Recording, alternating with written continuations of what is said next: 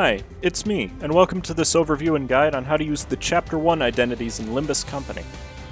Every ID that I'll be talking about in this guide is an ID tied to Season 1, meaning that they'll always be available in the gacha, but depending on when you're watching, they may not be available in the dispensary. Overall, there were only 3 IDs tied to Chapter 1 of the story, being Lobotomy Corp Remnant Faust, G-Corp Head Manager Otis, and G-Corp Manager Corporal Gregor. These IDs don't have any formula, just like with the Chapter 2 IDs. However, they synergize much better with each other. At least 2 of them have Rupture and Haste, though those only overlap on Otis. Overall, these are all very modular IDs that work well in almost every possible team setup thanks to their strong syn affinities and their ability to fuel their own best ego. Starting out with the odd one of the bunch, Lobotomy Corp Remnant Faust is a strong contender for the best 2-star ID in the entire game. That being said, both of her passives are almost entirely useless.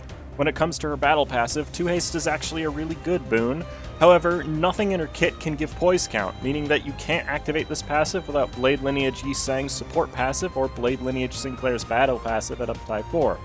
Increasing defense skill power is also just not useful as a support passive in any situation, meaning any ID that does something else is going to be a better option for support, especially base Faust. Her first skill is also one of the worst skill ones in the entire game, having a maximum power of 9. This does become better at uptime 4, but unless you're willing to put in the investment for it, this is one of the only times that using the defense skill is better in most situations. The Rupture Infliction also helps other team members with damage, but this is mostly used in one-sided engagements otherwise. Skill 2 is where the good of this ID starts to come out.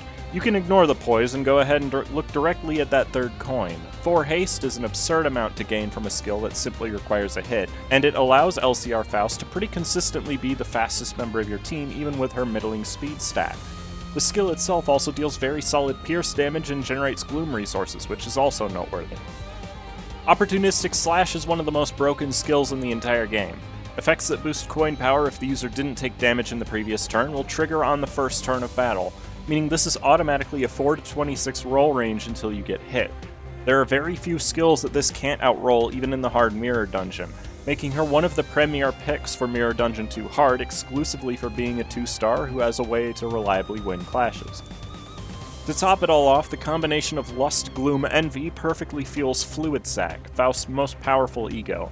It's a 5-target AoE that doesn't hit super hard, but is capable of giving a team-wide HP and sanity heal, which is invaluable in long fights that require a lot of ego uses.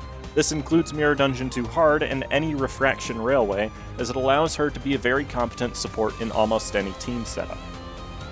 G-Corp Head Manager Otis is one of the most unique IDs in the entire game in that she's meant to serve as a support unit.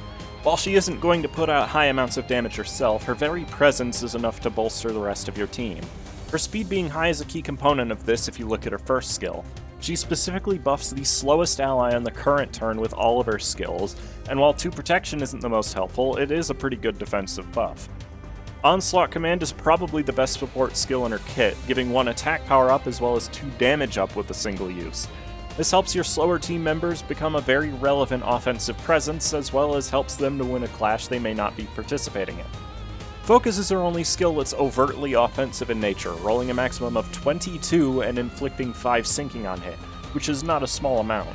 The attack power down is less likely to be of use outside of abnormality battles, but once again, her high speed allows her allies to potentially take advantage of this. She's also actually a good amount faster than she looks. Her passive allows her to boost her own speed as well as the speed of 2 of your allies for as little as 2 Sloth Resonance, which isn't hard to hit. This passive does a good deal of help for Sync Dawn and aids every possible team in target fights provided that you can hit the resonance requirement.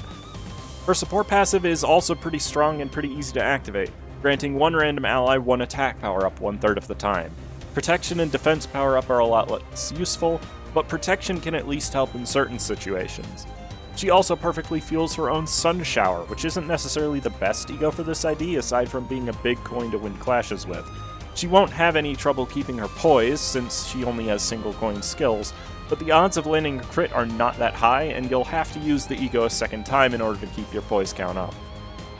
G-Corp Manager Corporal Gregor is interesting because despite his really low bulk, he's actually one of the hardest IDs to kill in the entire game. Every single one of his skills has at least 1 coin that heals him on heads hit, adding to his survivability by quite a lot.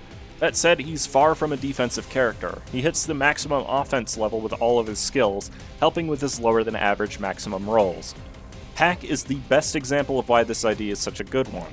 It's a 2-coin skill 1 that might deal more damage than any other of its kind, simply because it receives a significant damage boost on winning a clash.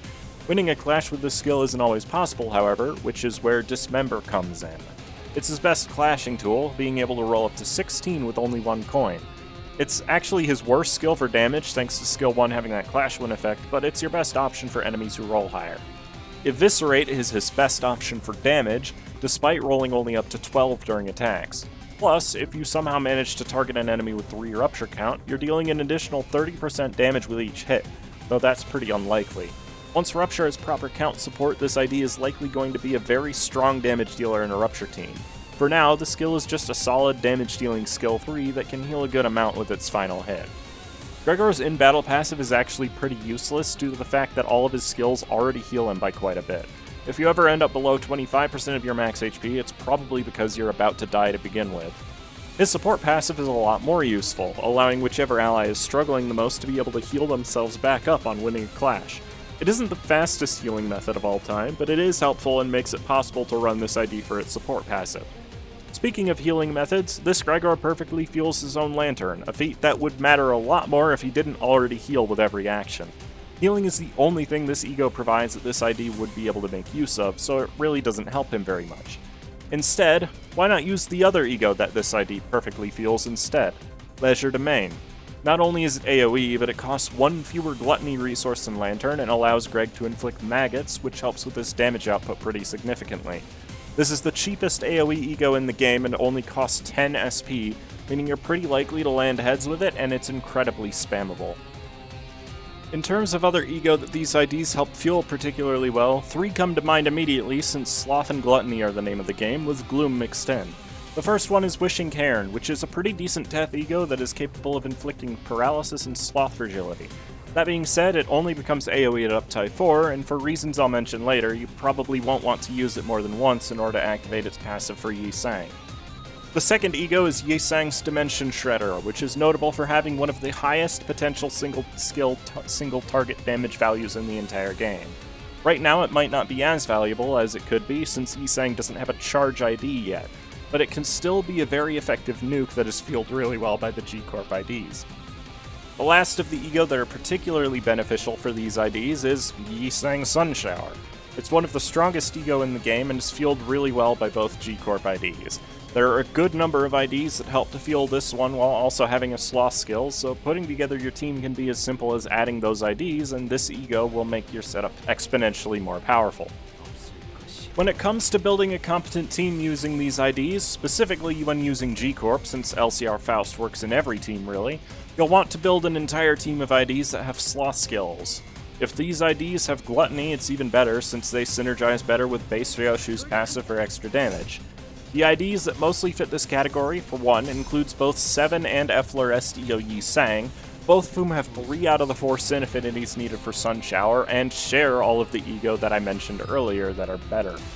Efflorest ego specifically is one of the strongest IDs to pair with these due to its unique synergy with them. Other IDs that fit this category include 7 Ryoshu, 7 Otis, and K-Corp Honglu, who all share both Gluttony and Sloth skills for keeping your team fueled up. 7 Otis is also notable for having a Lust skill for her third, which helps to fuel her own Ebony Stem, though it will be taking resources from Sun Shower, so it might be a bit expensive to fuel them both. Ting Tang Honglu is also a pretty strong partner for this team, since it provides Gluttony while also fueling Lust and Envy, which would be needed for Fluid Sac if you wanted to run Faust as well. Other IDs that fit very well alongside these, while not necessarily being the best at fueling their ego, are Rabbit Heathcliff, Reindeer Ishmael, Rosespanner Rhodia, and Sync Don Quixote. The best support passives for this team are going to be the ones that give benefits based on Gluttony and Sloth skills.